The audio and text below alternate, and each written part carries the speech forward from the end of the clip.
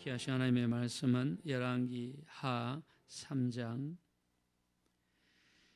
9절부터 12절입니다. 오늘은 아합의 아들인 여호람 왕에 대한 이야기입니다. 여호람 왕은 아버지가 돌아가시고 아버지의 뒤를 이어 왕이 되었습니다. 아버지 아합 왕과 어머니 이세벨은 바알 신앙과 아세라 신앙으로 똘똘 뭉쳤던 그런 사람들이었죠. 하나님의 성전을 파괴하고 하나님의 선지자들을 몰아내고 바알 선지자 450명과 아세라 선지자 400명을 데려와서 이스라엘을 장악하게 했습니다. 자, 근데 신기한 일이 일어났습니다. 이 둘 사이에 아합 왕과 이세벨 사이에 태어났던 여호람이 왕위에 올랐는데 바로 그 바알 신들을 몰아내기 시작하고 여호와의 신앙을 가지기 시작했습니다. 자, 우리 자손들 중에서도 세상의 어떤 안 좋은 영향 속에서도 우리 여호와의 신앙, 하나님의 신앙을 회복하게 되시기를 예수 이름으로 축원합니다. 자, 여호람이 하나님을 이렇게 믿게 된 것은 전적인 하나님의 은혜라고밖에 할 수가 없습니다. 하나님의 은혜로 여호람에게 여호와의 신앙이 들어갔습니다. 자, 말씀 보겠습니다. 우리 1절입니다. 다 같이 읽읍시다. 시작. 유다의 여호사밧 왕 18째 해에 아합의 아들 여호람이 사마리아에서 이스라엘을 12해 동안 다스리니라. 아멘. 자, 여호람이라는 사람 아합 왕의 아들입니다. 자, 근데 우리가 신앙 중에서 너희가 차든지 덥든지 하기를 원하노라. 뜨거운 신앙을 갖든지 차가운 신앙을 갖든지 양당 간의 결단을 내리라는 거죠. 자, 여호와의 신앙을 가졌으나 어떨 때는 잘 믿는 것 같은데 어떨 때는 뜨뜻미지근한 신앙을 갖게 되었습니다. 2절입니다. 다 같이 읽읍시다. 시작. 그가 여호와 보시기에 악을 행하였으나 그의 부모와 같이 하지는 아니하였으니 이는 그가 그의 아버지가 만든 바알의 주상을 없이 하였음이라. 아멘. 자, 바알의 주상을 없이 하였지만 자, 여전히 두 가지는 행해졌습니다. 우리가 첫째는 바알신, 아세라신을 섬기는 것을 제거했습니다. 자, 그러나 하나님을 섬기는 제사장은 레위지파에서 나와야 됩니다. 이 신앙은 회복하지를 못했습니다. 유월절이라든가 맥추절, 초막절은 하나님께서 정한 절기에 시행되어져야 했습니다. 자, 그러나 이 신앙, 온전한 절기의 신앙을 회복하지는 못했습니다. 자, 그리고 하나님의 신앙의 가장 중요한 것이 무엇입니까? 우리의 주권은 내게 있는 것이 아니라 하나님께 있고 우리는 무슨 일을 하든지 간에 하나님께 먼저 아뢰고 맡기고 인도하심을 구하는 신앙 정말 중요하죠. 자, 그런 의미에서 우리 새벽은 우리에게는 하루의 시작입니다. 새벽에 나와서 기도하고 예배한다는 것은 하나님께 주권을 내어드리고 하나님이 우리 인생의 주인 되어서 우리를 이끌어 가시도록 하나님께 첫 번째 자리를 내드린다는 아주 귀중한 의미를 가지고 있습니다. 그런 의미에서 새벽기도 신앙은요, 정말 하나님을 우리의 주인으로 시인하는 거고요. 우리 인생의 주인이라는 것을 고백하는 신앙입니다.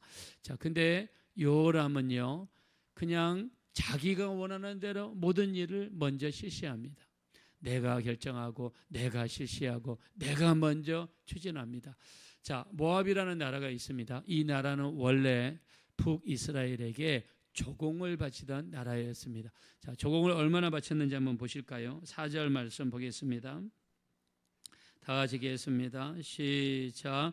모압 왕 메사는 양을 치는 자라. 새끼 양 10만 마리의 털과 숫양 10만 마리의 털을 이스라엘 왕에게 바치더니 5절입니다. 아합이 죽은 후에 모압 왕이 이스라엘을 배반한지라. 네.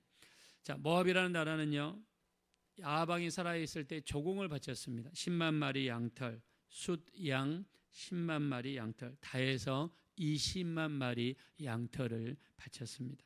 근데 아버지 아합이 죽고 나서 조공 바치는 것을 멈췄습니다. 자, 여호람은 이걸 보고 나서 자기가 왕위에 올랐는데 조공을 끊는 것을 보고 나서 분노하게 됩니다.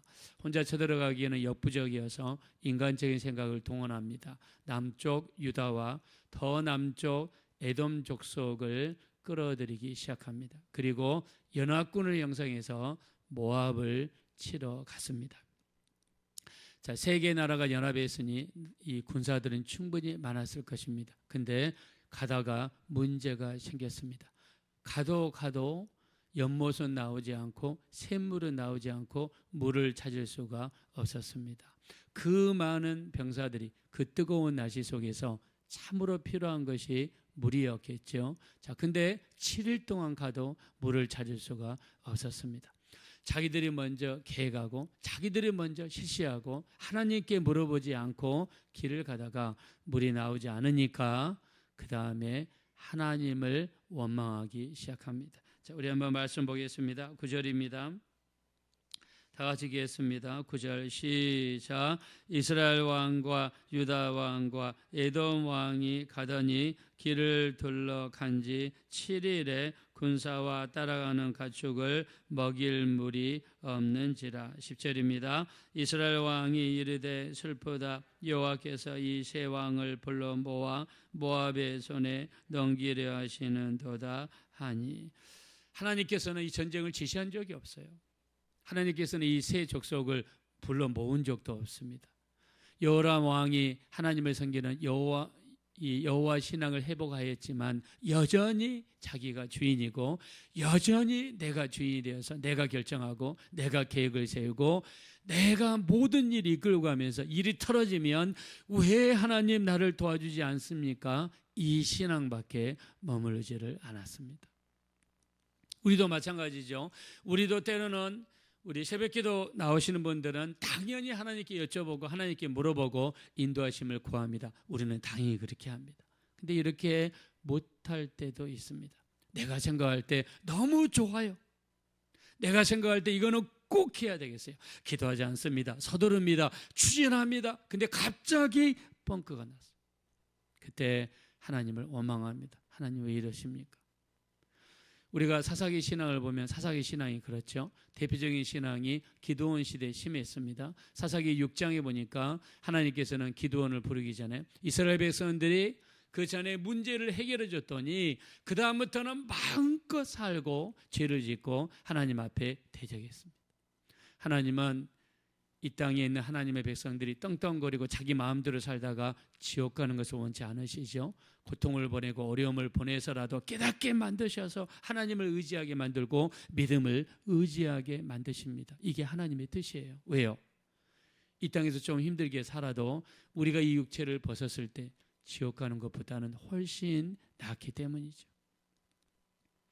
하나님께서는 미디안을 쓰십니다. 미디안을 동원하셔서 이스라엘 백성들을 징계하시는데 농사를 지으려고만 하면 쳐들어와 가지고 농사를 못 짓게 만들고 소를 훔쳐가고 양을 훔쳐가고 나귀를 훔쳐가고 이렇게 20년 동안 하다 보니까 이스라엘의 먹을 것이 사라져버렸어요. 그래서 심히 피폐하게 되었다라고 사사기 6장 6절에 이야기했습니다. 그리고 나서 하나님 앞에 부르짖습니다.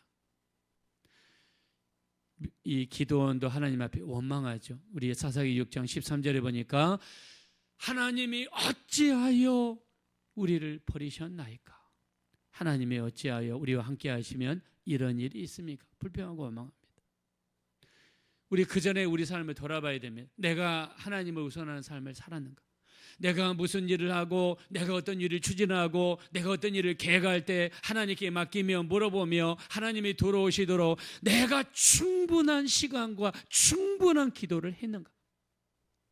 그것도 하지 않고 내 마음에 덜컥 좋아서 내가 달라들어서 덥석 물었다가 문제가 생기면 그 다음에 하나님 왜 이런 일이 내게 일어났습니까?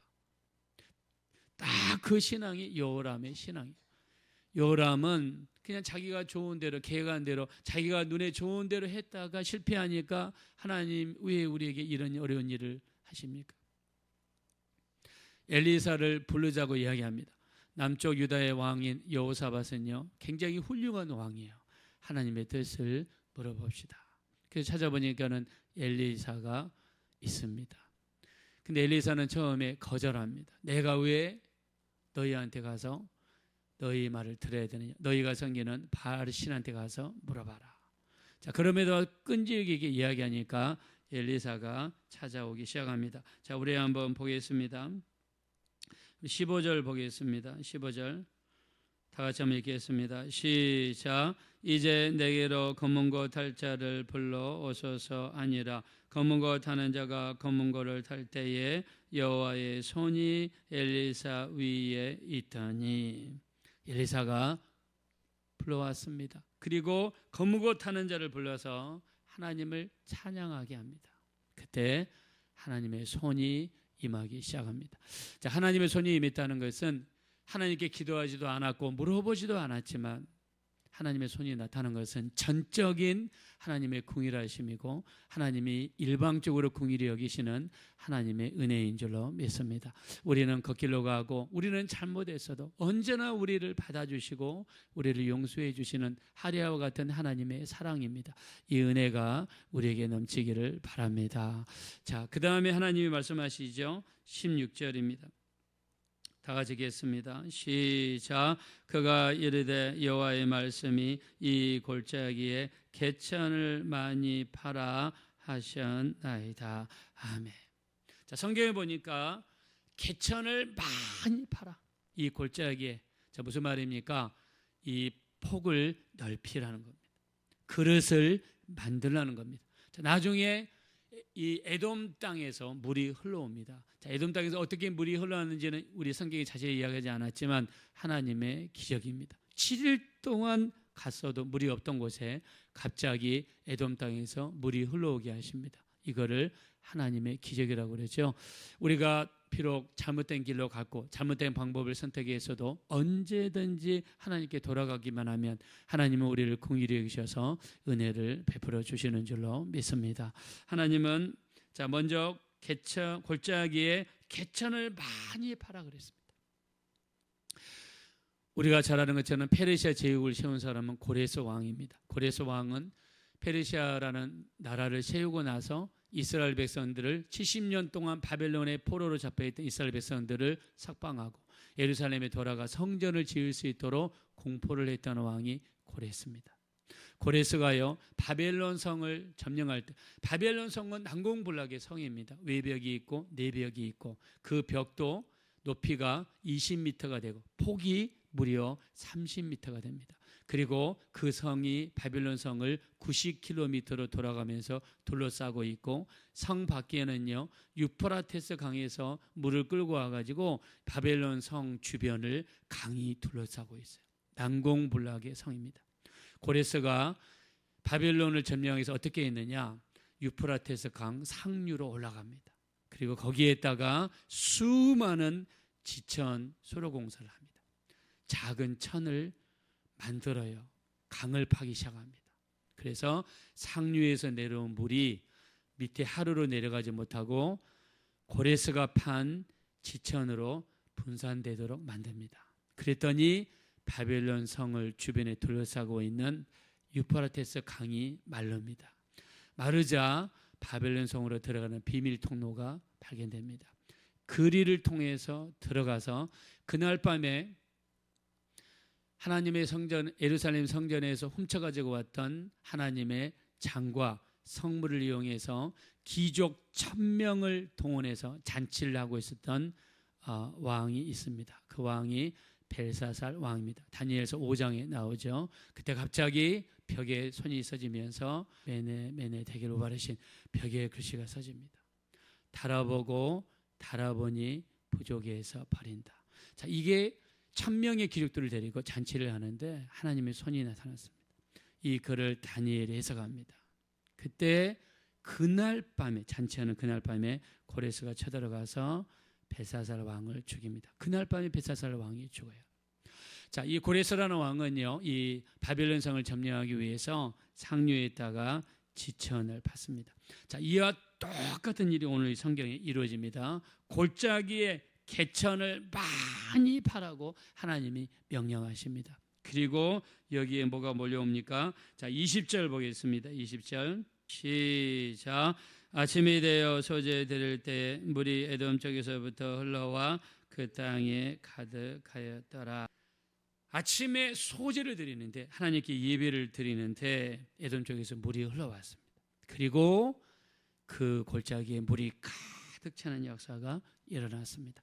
여기서 우리가 한 가지 알 수 있는 게 있습니다. 하나님께서는 언제든지 우리가 마음을 돌이키고 뜻을 돌이키고 하나님께 찬양하고 예배하기만 하면 언제든지 하나님께서는 우리를 받아주시고 기적의 역사를 베풀어 주실 줄로 믿습니다.